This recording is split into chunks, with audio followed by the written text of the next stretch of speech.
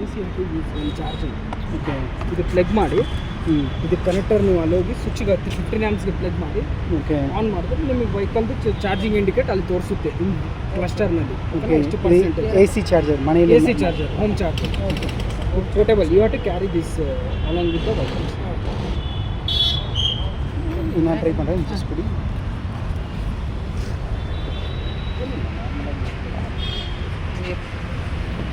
ಅಷ್ಟೇ. ಅದು ಲಾಕ್ ಆಗಿಬಿಡ್ತದೆ ಮತ್ತು ಚಾರ್ಜ್ನಲ್ಲಿ.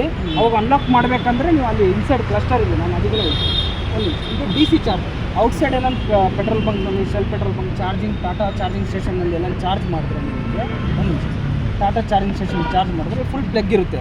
ಅದು ಫುಲ್ ಪ್ಲಗ್ ನೀವು ಇದು ಚಾರ್ಜ್ ಮಾಡ್ಬೋದು. ಓಕೆ. DC ಚಾರ್ಜ್ ಫಸ್ಟು ಯಾವಾಗನ ಇರಲಿ DC ಚಾರ್ಜ್ಗೆ ಲಾಕ್ ಮಾಡ್ಬೋದು ಫಸ್ಟು. ಓಕೆ. ಇದು ಲಾಕ್ ಮಾಡಿದ್ರೇ ಇದು ಲಾಕ್ ಆಗುತ್ತೆ. ಓಕೆ. ನೀವು ಮನೆಗೆ ಚಾರ್ಜ್ ಮಾಡೋ ಬರೀ ಇದೊಂದು ಓಪನ್ ಮಾಡಿದ್ರೆ ಸಾಕು. ಓಕೆ. ಅನ್ಪ್ಲಗ್ ಮಾಡಿದ್ರೆ ಅದು ಮೇಲೆ எடுத்துட்டு அது ஜஸ்ட் கவர் ஆஃப்டர் சார்ஜிங். இது வெளியில DC ஃபாஸ்ட் வெளியே சார்ஜர். ஓகே. ஃபாஸ்ட் சார்ஜர் அது மனையில நம்ம வீட்ல பண்றது. மேலே இருக்கிறது 3.4 ಕಿಲೋವಾಟ್ ಮನೆ ಚಾರ್ಜರ್ ತಾನೆ. 7.2 ಕೂಡ ಹಿಂಗೆ ಇರುತ್ತೆ. ಇದು ಮತ್ತೆ DC ಚಾರ್ಜ್ ಔಟ್ಸೈಡ್. ಅಲ್ಲಿ ಪ್ಲಗ್ಗೆ ದೊಡ್ಡದಿರುತ್ತೆ ಆಲ್ಮೋಸ್ಟ್ ಅದು.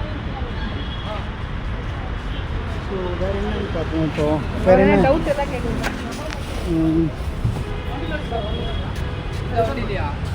ಇದರ ಟೋಯಿಂಗ್ ರಾಡ್ ಇರುತ್ತೆ. ಓಕೆ. ಇದ್ರಾಗ ಸ್ಪೇರ್ ವೀಲ್ ಬೇಕಂದ್ರೆ ನೀವು ಇನ್ಸ್ಟಾಲ್ ಮಾಡ್ಬೋದು. ಇದು ತೆಗಿಬೋದು ಟ್ರೇನ ಓಕೆ. ತೆಗೆದ್ರೆ